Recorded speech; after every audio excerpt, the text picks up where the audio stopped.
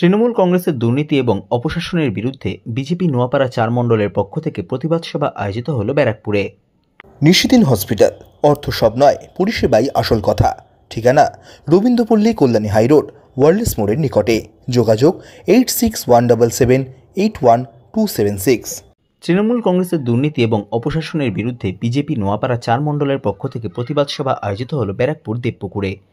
এই দিনের প্রতিবাদ সভায় বক্তা হিসেবে উপস্থিত ছিলেন রাজ্য বিজেপি কমিটির সদস্য সন্দীপ বন্দ্যোপাধ্যায়, রাজ্য যুব মোর্চার মুখপাত্র আইনজীবী সুপ্রিয় ঘোষ, বিজেপি ব্যারাকপুর সাংগঠনিক জেলার সভাপতি মনোজ বন্দ্যোপাধ্যায়, বিজেপি ব্যারাকপুর সাংগঠনিক জেলার মুখপাত্র আবিষ্কার ভট্টাচার্য, বিজেপি নোয়াপাড়া ৪ মণ্ডলের সভাপতি প্রকাশ দাস সহ অন্যান্য নেতৃত্ব।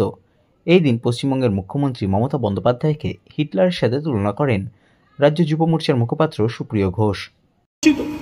আমরা প্রশ্ন করছি যে ছাত্র পরিষদের নাম করে একটি ছাত্র রাজনৈতিক সংগঠন, একটা ছাত্র রাজনীতি, যে ছাত্র রাজনীতি একটা সময় সিদ্ধার্থ শঙ্কর রায়ের মতো নেতারা করেছেন, একটা ছাত্র রাজনীতি একটা সময় সুভাষ চক্রবর্তীর মতো নেতারা, জ্যোতি বোসের মতো নেতারা, আমাদের যারা এইখানকার পশ্চিমবঙ্গের নেতা ছিলেন প্রত্যেকেই ছাত্র রাজনীতি থেকে উঠে আসা নেতৃত্ব। একটা সময় আমাদের বিরোধী হতে পারেন, কিন্তু তারা ছাত্র রাজনীতি কি পরিমাপ হতে পারে তারা দেখিয়েছেন। ভারতীয় জনতা পার্টির নেতৃত্বাধীন বা আমাদের আনুষঙ্গিক সংগঠন এবিভিপির পক্ষ থেকে সারা দেশ জুড়ে সর্ববৃহৎ ছাত্র সংগঠন, তারাও তো বিভিন্ন কলেজে রাজত্ব করছেন, তারাও বিভিন্ন কলেজে রুল করছেন ছাত্র সংগঠন হিসাবে। কোথাও তো এই ধরনের ঘটনা ঘটে না। একটা রাজনৈতিক ছাত্র সংগঠন, তার কাজ তাকে অনুসরণ করবে হাজারখানা ছাত্র। সেখানে দেখা যাচ্ছে কেউ কলেজের মধ্যে ছাত্র সংসদকে সামনে রেখে বিয়ে করে ফেলছেন, মালা বদল করছেন, কোথাও ফুলসজ্জা হয়ে যাচ্ছে, কোথাও মদের বোতল মাথায় নিয়ে জমাল খুদুর নাচ করছেন। এ কোন পরিবেশ আপনি পশ্চিমবঙ্গায় এখানে আপনি আমাদেরকে উপহার দিতে এসছেন? এ কোন পশ্চিমবঙ্গ? আপনি তো বলেছিলেন গোটা বামপন্থীদের জামানাতে পশ্চিমবঙ্গ ধূলিসাৎ করে ফেলেছেন, দলীয় তন্ত্র কায়েম করেছেন কলেজে কলেজে।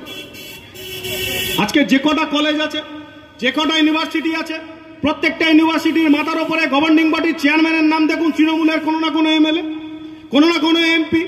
আরবিসি কলেজ হোক, ব্যারাকপুর সুরেন্দ্রনাথ কলেজ হোক, মহাদেবা কলেজ হোক, পিএন দাস কলেজ হোক, কোথাও দেখতে পারবেন না যে গভর্নিং বডিতে তৃণমূলের কোনো ক্যাডার বা তৃণমূলের কোনো এমপি বা তৃণমূলের কোনো নেতা ছাড়া কোনো গভর্নিং বডি হয়ে রয়েছে। কেন তৃণমূলের জনপ্রতিনিধিরা একটি কলেজকে কেন্দ্র করে সেখানে আখাড়া বানিয়ে বসে থাকবেন?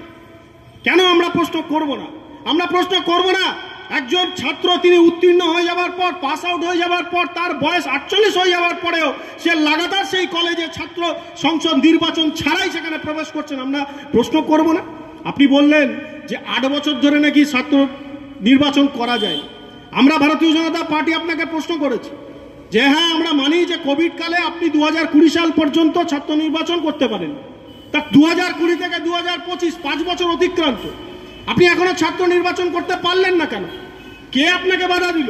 ছাত্র নির্বাচন করলে, ছাত্র সংসদটাকে তৈরি করতে পারলে, নির্বাচনের মাধ্যমে করতে পারলে আপনার কি এটা মনে হচ্ছে যে ছাত্রদের মধ্যে, যুবকদের মধ্যে এই তৃণমূল কংগ্রেস, এই চোর তৃণমূল কংগ্রেসদের যে অনীহা সেটা প্রকাশ পেয়ে উঠবে?